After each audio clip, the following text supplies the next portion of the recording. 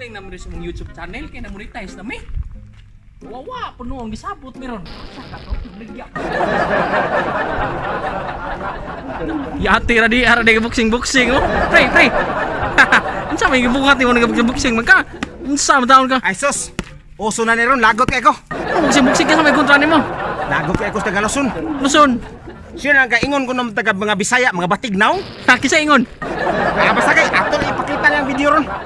Asa. Sislag siya usawan itong taga Bisaya. Mga Bisaya ko ng mga pangit. Ayaw mo nang ayaw pre. Matumba na pusti. Kabaya tas buhi ko ano nagsumpang matumba na. Nagto sila ang way musukol nila. Dere, ga-practice. Ayaw pre. Matumba na mo ko pa ni gabarog kay gabagyong udit ba ya. Nilike na mga poste. Tama? Nilike na poste. Nilike na. Ina. Ayaw pre. Ay gaya pre. Ate na tanawan nabungkag ng generator. Gisumbag siguro nimo sa. Bungkag kay na generator oh. Ate ra. Oy, atensyon diyan. Nako.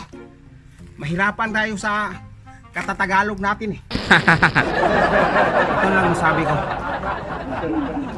Lagi silang nag-alipusta sa ating mga Bisaya. Yung sino ba yung pogi na sa Luzon yung naging nag-alipusta sa atin, pangit daw yung Bisaya. Kisa si Baron? Hindi yung basta ipakita Kiko Matos? Hindi. Kisa lahat sila. Alam nyo guys, hindi naman kami pangit. Tutuki lang. Maanad ra ka. Baanag na.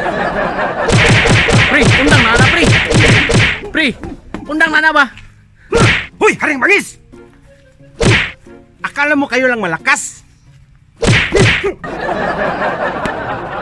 Anong tingin mo sa Bisaya? Pangit? Pogi ka nga.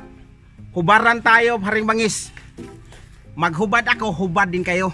Tingnan natin kung sinong malaking titi.